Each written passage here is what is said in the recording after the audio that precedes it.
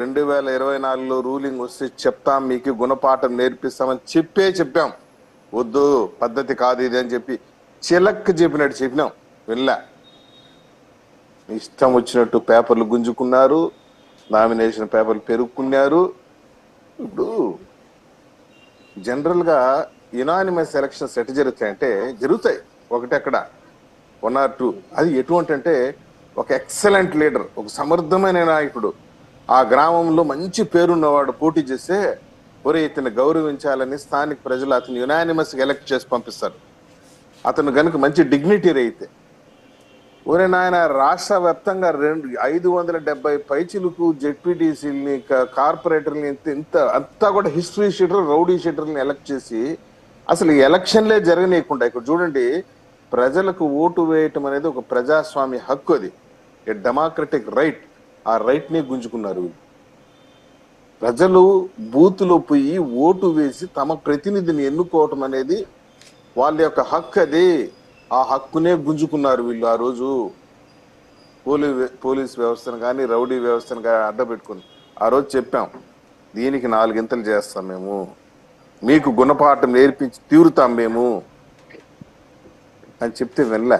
ఈరోజు చూడండి, పోలోమని వస్తున్నారు కార్పొరేటర్లు, జెడ్పీటీసీలు, ఎంపీటీసీలు, ఒక్కరు కూడా ఉండనంటున్నారు.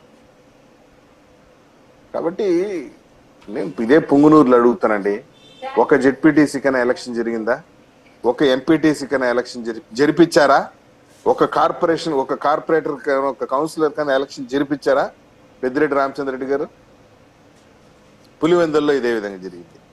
ఇంకా తిరుపతి అయితే చెప్పాల్సిన పని లేదు, చిత్తూరు అయితే చిత్తూరు మున్సిపల్ కార్పొరేషన్ అయితే చెప్పాల్సిన పనే లేదు.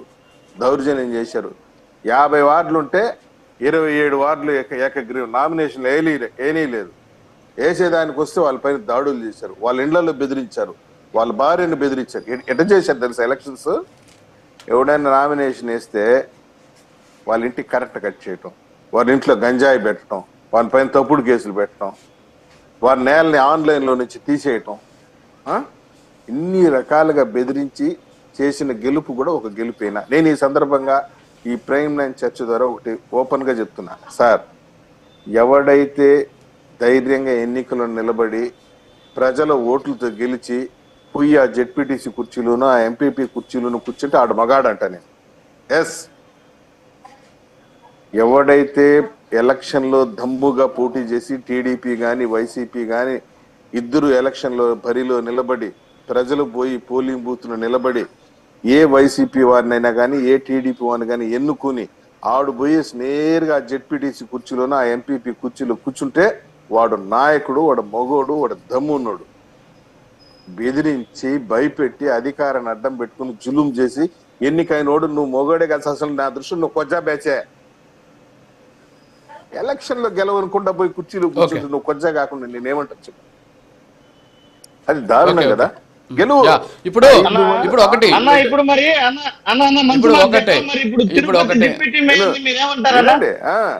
ప్రస్తుత తిరుపతి డిప్యూటీ మేయర్ అయితే మీరేమంటారు? తిరుపతిలో ఆ రోజు ఎలక్షన్ జరిగితే కదబ్బా, ఎలక్షన్ ఆడ జరిగిందే. ఆ రోజు వ్యవహారం వదిలే అన్న, ఆ రోజు వ్యవహారం పక్కన పెడతా. ఈ రోజు అడుగుతున్నా, ఇప్పుడు నీ యొక్క సమాధానం ఏంటి? ప్రస్తుతం తిరుపతిలో ఉన్నటువంటి డిప్యూటీ మేయర్ పైన నీ అభిప్రాయం ఏంటి? విను సురేష్, ఆ రోజు ఎలక్షనే జరపలేలా. ఈ రోజు కార్పొరేటర్ పోలోమని వచ్చి మాకు చేతులు ఎత్తి మేము వద్దంటామా? ఎత్తుతారు. నీ కార్పొరేటర్ నీ నాయకత్వం పైన నమ్మకం పోయింది,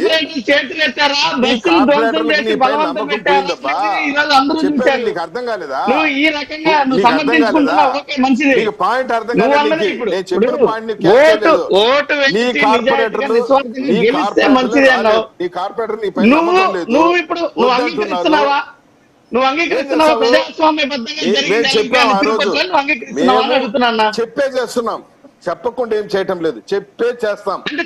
కడప పైన కూడా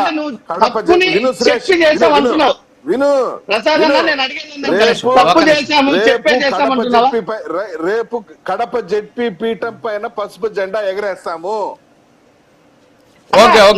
ఒకటి సత్యన్ ప్రసాద్ గారు, పసుపులెట్టి సురేష్ గారు, కాదు ఒక్క నిమిషం పసుపులెట్టి, ఒక్క నిమిషం సార్ ఒక్క నిమిషం, పసుపులేటి సురేష్ గారి బదులు నేను ఒక క్వశ్చన్ అడుగుతాను సప్తగిరి ప్రసాద్ గారు.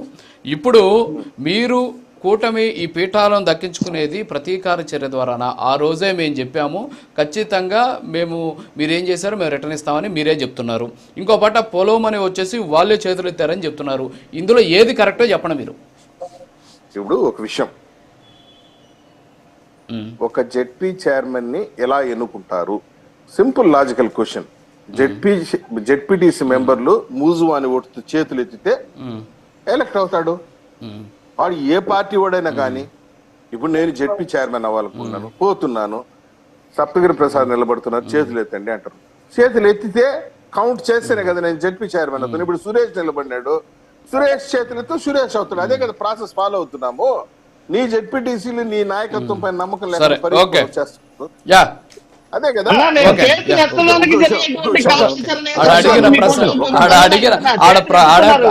ప్రాసెస్ అడగలేదు, ఆడ ప్రాసెస్